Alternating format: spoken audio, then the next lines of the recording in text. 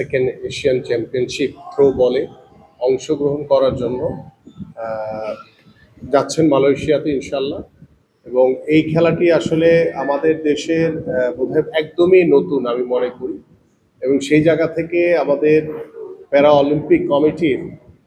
যে উদ্যোগ বা তাদের এই যে অ্যাসোসিয়েশনের যে কার্যক্রম, ইতিমধ্যে আমাদের মাননীয় প্রধানমন্ত্রী এবং আমাদের সংশ্লিষ্ট স্পোর্টস সংশ্লিষ্ট সবাই আপনাদের বিষয় নিয়ে ভেরি মাচ কনসার্ন, যে কিভাবে আমরা আমাদের শুধু ঢাকা কেন্দ্রিক না, আমরা বিভাগীয় শহরগুলোতে, আমরা জেলা পর্যায়ে যারা আপনারা পরিবারে বা কেউ হয়তো বা জন্মগতভাবে, কেউ হয়তো বা অ্যাক্সিডেন্টের মাধ্যমে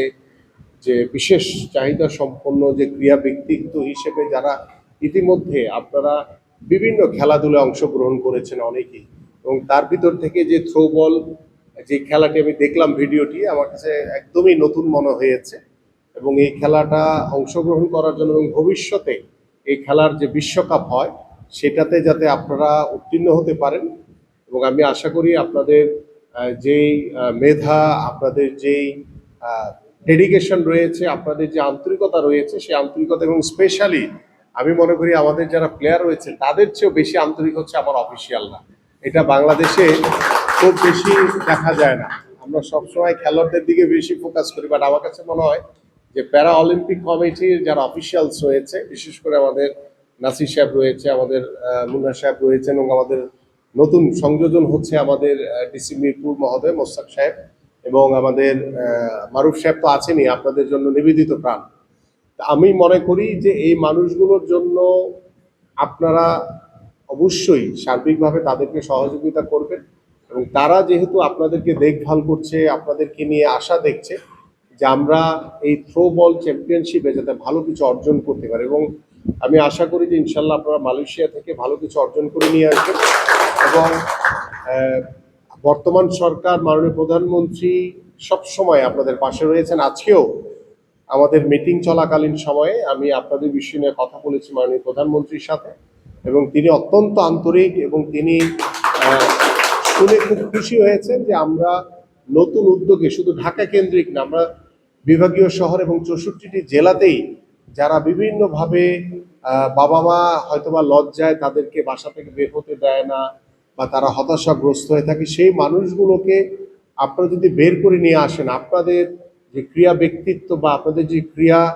মাধ্যমে যে দেশকে আপনারা এগিয়ে নিয়ে যাচ্ছেন, এই মেসেজটুকু যদি আমরা সেই সব মানুষগুলোকে দিতে পারি, আমি খুব দৃঢ়ভাবে বিশ্বাস করি যে তারাও বের হয়ে আসবে আপনাদের মতো, তারাও খেলাধুলাতে অংশগ্রহণ করে আমার দেশকে, আমার বাংলাদেশকে এগিয়ে নিয়ে যাবে। তো আমি মনে করি যে আপনাদের রেজাল্টের উপরে কিন্তু ভবিষ্যৎ যারা আমাদের বিশেষ চাহিদা সম্পন্ন বা প্রতিবন্ধী রয়েছে তাদের অংশগ্রহণ কিন্তু নিশ্চিত করবে। যেহেতু আমরা ইতিমধ্যে জানেন যে পেশাগত স্বীকৃতি বাবদ আমরা ক্রীড়া ভাতার ভিতরে কিন্তু আপনাদের অনেককেই অন্তর্ভুক্ত করা হয়েছে বিভিন্ন খেলার মাধ্যমে। সো আমি আশা করি যে আপনারা পর্যায়ক্রমে আপনাদের ভিতর থেকে আরো অনেকেই অন্তর্ভুক্ত হবে, কারণ আপনারা রেজাল্ট নিয়ে আসবেন, আমরা আপনাদেরকে অন্তর্ভুক্ত করবো। সো এটা বাই প্রসেস একটি প্রক্রিয়া। সো এই প্রক্রিয়ার ভিতরে আশা করি ইনশাল্লাহ আপনারা অনেক দূর এগিয়ে যাবেন। বিশেষ করে প্যারা অলিম্পিকের মতো ইভেন্টে আপনারা যেভাবে পদক নিয়ে এসছেন, আশা করি যে ভবিষ্যতেও প্যারা অলিম্পিকের পদক আমরা আরো অনেক বেশি পাবো, কারণ আমরা চেষ্টা করছি আপনাদেরকে উৎসাহিত করতে। আপনাদের কাজ শুধু একটাই, সেটা হচ্ছে পদক আনা। তো সেই পদক আনার জন্য আমাদের সার্বিক সহযোগিতা সবসময় থাকবে, এবং আপনারা আগামীকালকে ইনশাআল্লাহ মালয়েশিয়া যাচ্ছেন, আপনাদের প্রতি আমার শুভকামনা রইল, এবং যারা অফিসিয়াল হিসেবে যাচ্ছেন তাদের প্রতিও শুভকামনা রইল।